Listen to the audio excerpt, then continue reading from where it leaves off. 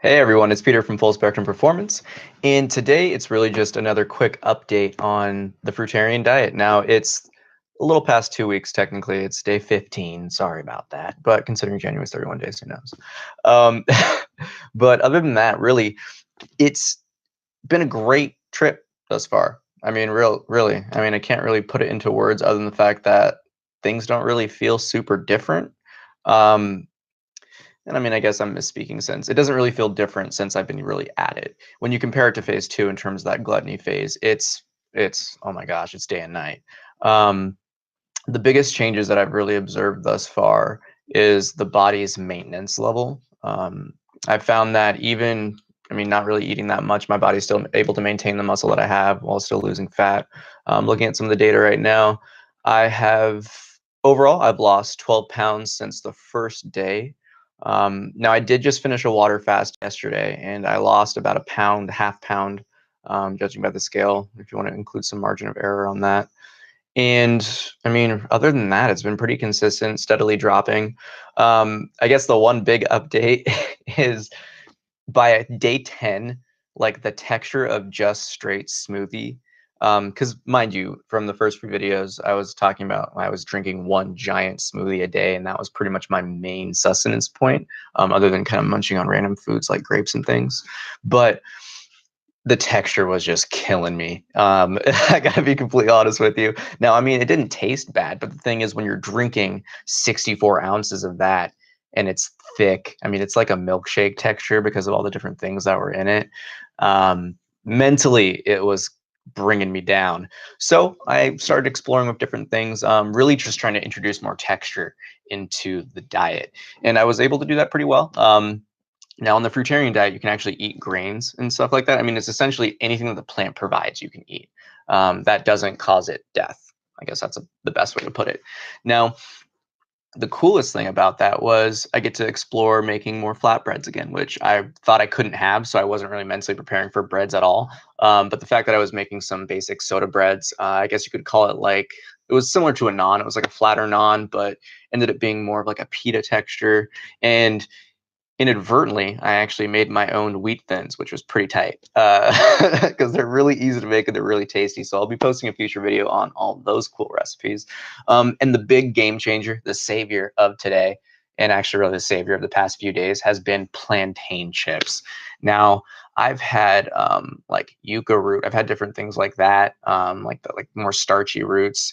And the plantain like fries that I've had, they kind of reminded me more of like the starchy, like kind of like, I guess it was probably more so the batter, but it reminded me of that like starchy yuca taste. So I was kind of apprehensive, but man, make plantain chips in like 20 minutes tops, and they're delicious.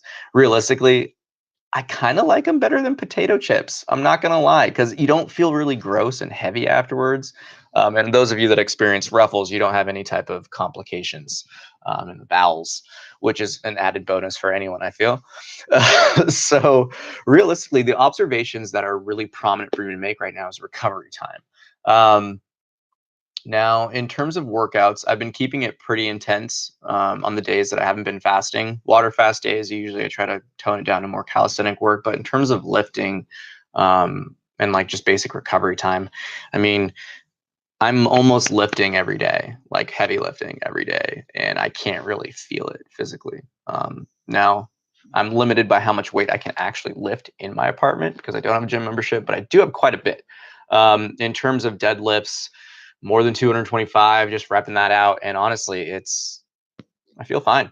It's pretty cool. I was a little shocked, to be real, very apprehensive at first of how my body was going to handle the physical aspect with the diet, considering what I was going to be eating and the lack of certain nutrients that I was going to have. But I'd say with the combination of meditation and my little qigong practice that I'm developing, I feel great. Energy levels really high, very alert when I wake up. And mind you, I'm waking up at like 4 a.m. every day. And then eventually I'm going to try to adjust it. So if I can, maybe even a little earlier because I'm still running out of time in the day. But getting to bed at 10 o'clock, realistically, it's been a little bit later these past few days. So more like 11 and 5 hours of sleep, feeling great. I guess the biggest thing in terms of the bodily adjustments is diet wise. I mean, even then it's really not that much of an adjustment. But I've actually stopped drinking the smoothie entirely and just taken all those foods that I was eating with it and just eating them in their raw base form. Again, texturally, it's keeping my sanity. But other than that, it's not that bad. I actually enjoyed a lot better, especially in terms of eating like the seeds and the nuts. Those, I mean, almonds, pumpkin seeds, sunflower seeds is my main three. The Trinity, you could say, for this experiment. And they're delicious, especially because you're not getting that much sodium on this diet. It's always good to have a little bit of extra salt. So I'm eating, making some peanut butter, like mixed nut butters in my mouth. That sounded terrible. But but one of the things to think about with these types of experiments is you really have to put yourself in a state where you can listen to your body, and recognize what it's trying to tell you. So some days I'm eating more than my required amounts of the seeds and nuts, like especially on heavy lifting days, I'm eating 4 tablespoons to like my typical 3 tablespoons. Um, and then for the fruit, I'm really not limiting how much I can eat on that. I'm just kind of going ham. But I have actually changed up in terms of what I'm actually introducing the foods into my system. So I'm starting off with my seeds and nuts first, and I'm actually giving my body a little bit to digest. And then after that, just fruit, fruit, fruit. And realistically, it's been fun. It's been honestly, it's just cool to experiment with different things. I think that's one thing that we always miss out on when we get stuck and caught up in the regular cycle of just like trough feeding ourselves with a breakfast, lunch, dinner. I have a lot of time to explore the day. And because of the diet, I've actually found that my intermittent fasting habits have pushed back like another hour or two, which I didn't really expect. But even post workout, like I just finished mine maybe 2 hours ago. I'm still not hungry yet. I think like I'm feeling it a little bit right now, but that's been pretty typical. Judging by it's almost 4 o'clock. Yeah, judging by the time when I've been eating these past few days, it's pretty much been 4 o'clock to 7:30, and then after that, I really just have just been drinking water. In terms of the spiritual benefits, you could say the intangible, those things you can't see physically. Um, Outside of energy, I've found it very easy to, how can I put this into words? Now, in those of you that practice meditation, one of the things I like to kind of teach is that if you don't know this, that when you practice meditation, you almost get a force field that kind of helps you deal with the BS of life and other people. And I've been able to get myself to a point where I can meditate one time, like a sit down meditation for like 15, 20 minutes, and I'll be able to feel that same type of aura or that bubble for the whole day. And then it actually has been carrying over into the next day. And now, I mean, although I do meditate every day, a little bit at least, I've found myself not really needing to. I guess you could say life's been the meditation more. So, in that sense, you could say that the ability to be more present and aware and not caught up with, I mean, other people's BS is pretty strong. And funny enough, I don't really have that much internal chatter going on at all. And even when there's been situations where you could say it's been quote unquote stressful or emotional, the moment I've actually left the situation, I've felt that instantly it was gone. So it leads me to believe more so that it's picking up on others' emotions is actually a little bit more profound, which I've actually had to keep myself in check on a few times. But the biggest thing that you could say from this is that your internal environment will change with these types of diets, with these types of, I guess you would say, nutritional practices. And maybe I'll make another video for this later, but that gets into a lot of more of the Eastern thought and how karma plays a role in the foods we eat, and the saying of you are what you eat, which I've said time and time again, but it really is you are what you eat. And I'm coming to understand a lot more of those old, ageless pieces of wisdom I've heard time and time again that says, you consume the suffering of not only others in conversation, but you consume the suffering of that which you eat. And I didn't really start picking up on that until the dairy was gone out of the diet. And I've instantly kind of felt more like, happier more. And it's not like a sense that I was sad, but it's the fact that more negative thought, more judgmental thought would come up. And since the diet, it's just gone. Now, it leads me to believe that there's probably a few different reasons for that. One of them being, when you will the body to do something. I mean, those of you that do crazy exercise or those insane triathlons and stuff like that, that when you will the body to do what you want it to do, um, things just change physically. I'm a pretty avid hiker, and one of my favorite moments in a hike is actually that right after the body is like, I'm fucking done. I'm gassed. I'm not going to make it. And when you just ignore those thoughts and just keep pushing, you channel your inner Dory, just keep swimming, just keep moving a little bit. And once you're past that bubble, you really breach. And from there, it's, you're just in a flow and you're just observing and you're in nature and you're at that hike. And it's the same thing on the way down, that you carry that kind of euphoria with you. So really, this type of diet, I feel, would cure things for people. I mean, if you notice like certain anxieties, certain depressions, certain just negative ruts, I really do feel like switching up the diet would be the first place to start. Now, one of the reasons why I wanted to do this experiment was to see how the body responds on all levels. And I hate the term, but as a spiritual teacher, I've been very aware of the subtleties of life for a long time now, for many years. And it's very fascinating just to see how small, well, actually, I guess you'd say how big of a difference small things can make. That's a better way to say that. And really, the first step is just that diet. I think if more people focused on that before they, try to do prescriptions and try to do other things, I think you'd find some interesting results across the populations that experiment with that. Now, obviously, this is just theory and speculation, but judging from my own experience, it's been profound. Um, Now, I mean, after like the first 3 or 4 days, I'd say my body was adjusted to it. Um, but since phase two and kind of putting myself on a normal diet and then reverting to this, what has felt so right for so long since the long water fast, life's just gotten so much clearer. I guess you could say it's a lot more clarity. It's nothing like in a water fast where you're almost like in starvation mode, so colors and things are a lot more vibrant. But I'd say just because there's not as much internal interference, you're just able to digest and observe and just marinate in so much more of what life has to offer. And I think that's one of the coolest things about this experiment thus far. Physically, it's as I expected, like lost 12 pounds, gained muscle from my measurements. If I look at it real quick, let's just check. So yeah, in terms of body fat percentage, you could say it's dropping pretty steadily, 3% a week, 2 to 3% a week, depending. I'm sure there's margin of error in that as well, considering it's just like basic caliber measurement stuff. In addition to the actual measurements that I've been doing. So I've gained about a centimeter in my arms. Like my shoulders have gotten a lot bigger. My chest has grown. My legs have gotten bigger. My calves have gotten bigger. And most importantly, my waistline and stomach have gone down. So that's one of the cool things from this is that you're actually still able to build a lot of muscle. Now I designed a lot of this so the seeds and the nuts would really be that protein, that instant, muscle food.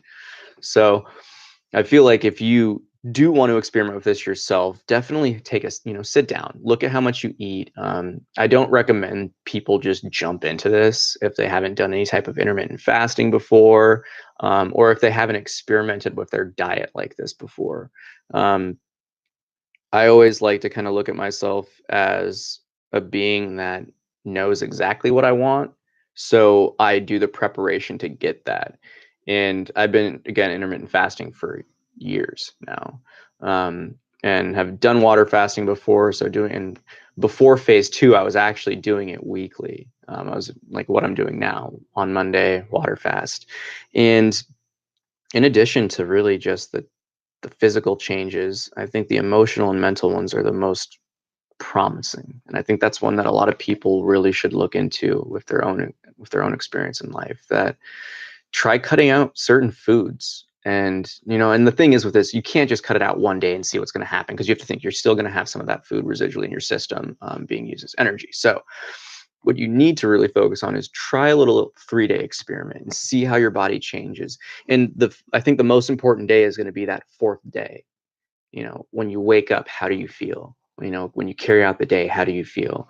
And really, I just challenge everyone to push your life and play around. Like, life's a big life's a great mystery, and it's a divine game of hide and seek and recognition and a bunch of different little traits and attributes. But one of the things that I've come to learn in my experience is that life is really about experience. It's about growing. It's about putting yourself in uncomfortable positions and seeing what has to happen. Like, it's really just about an experiment. The way I've actually kind of had this in meditation is life is an experiment of experience. You know, how far can the individual being really take their life? And especially nowadays, I feel like there's so many outward social pressures and there's so many things changing about the different cultures all over that people tend to get caught up in these waves. And although I see life as we're all one in that sense, that we're all beings that experience I and me, that we lose our sense of unique individuality when we get caught up in the waves of these fads, caught up in the waves of these intense social pressures and peer groups, and tribalism is the new hot word for it. But it's when you get caught up in just being really judgmental and isolating and or divisive, if you want to use that word. I prefer separateness, because you're really seeing everything away from you, like it's not near you. But in reality, everything is really interconnected, and the whole food aspect of this and changing it up really has shown that for me. And it's really fun. I mean, I can't complain.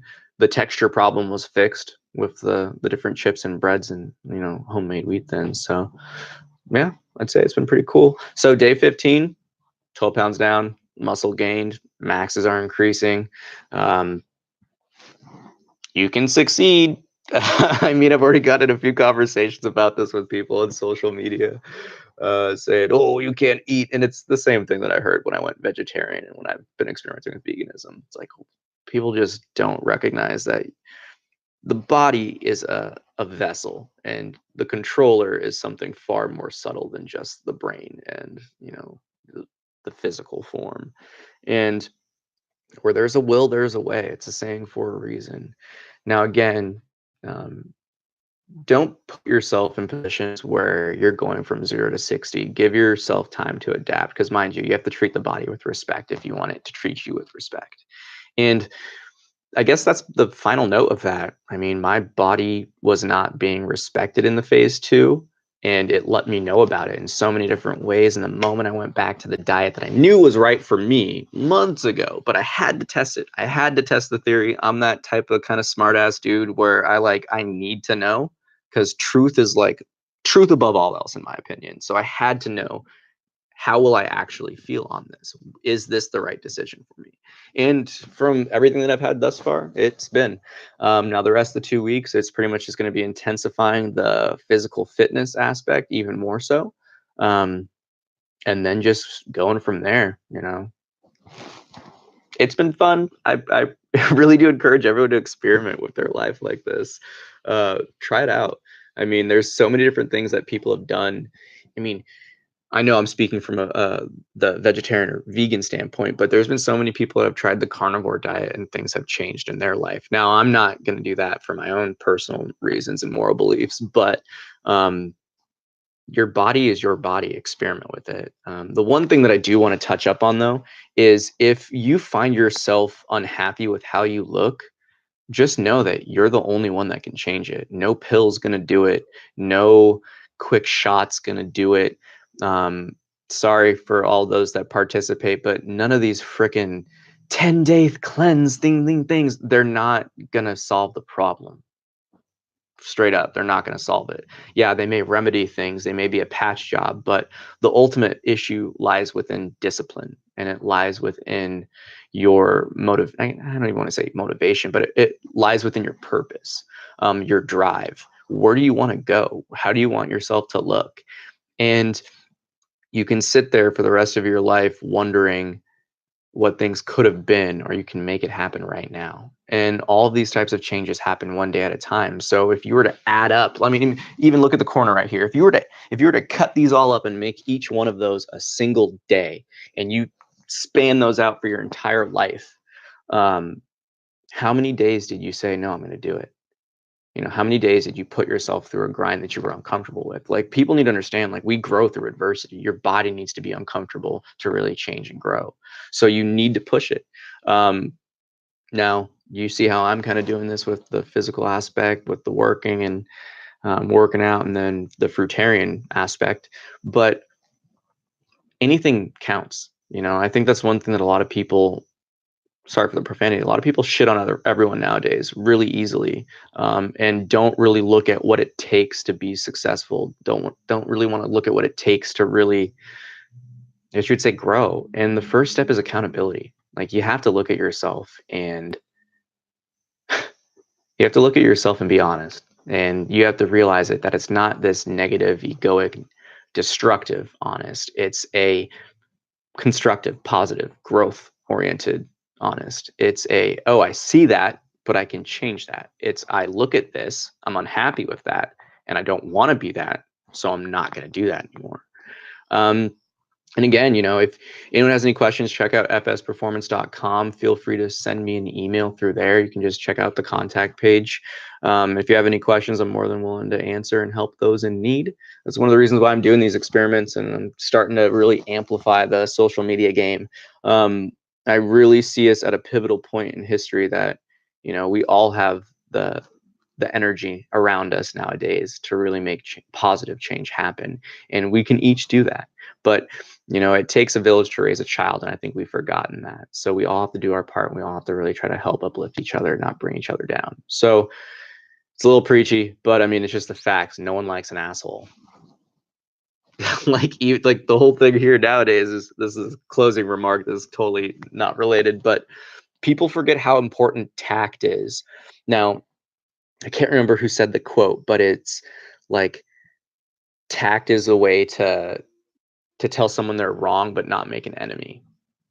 It's something along that lines, where it's, no one wants to hear the things they don't want to hear. Like, no one wants to be told they're wrong. No one wants to be told they need to do work. No one wants to be told these things, because it's an overwhelming sensation. It causes the everyone's pointing the finger at me, and we start to freak out. But the key about this is, everyone's capable of change, and it doesn't matter who you're looking at. As maybe it's a motivator, like, you want that body, you want this body, but don't critique yourself against that. It's your body. It's going to be different. Your muscles are going to be different. How things are not positioned, obviously they're positioned correctly, but how it displays. Some people naturally have an 8-pack, some have a 6, some have 4. It just depends on how things work. But really, it's always about what you're willing to push and what you're willing to let go of. And if you're willing to let go of your pride and your ego, and really just look yourself in the mirror and say, like, hey, I want to change, I'm not happy with things, then do it. No one's stopping you but yourself. Literally, no one's stopping you but yourself. One of the things that I teach at FS Performance, full spectrum performance, is that you don't need a gym to have a really good workout. Like, you can have a few pieces of equipment, your body weight, set things up in a unique and interesting way, and you can have a full-fledged workout where you actually gain muscle, lose fat, and you start to change your life. Now, again, everyone, I hope you have a great day. Got caught up with saying, I wish you the best, because I do wish you the best. I hope that all of you that really want to push your physical changes, mental changes, spiritual changes, emotional changes, whatever you want to do with your life, I wish you success in it, because we need more people to uplift each other. And I just hope you all have a great 2019, and your New Year's resolutions are still going strong, everyone. Take care. Thanks for watching, and I'll see you guys soon.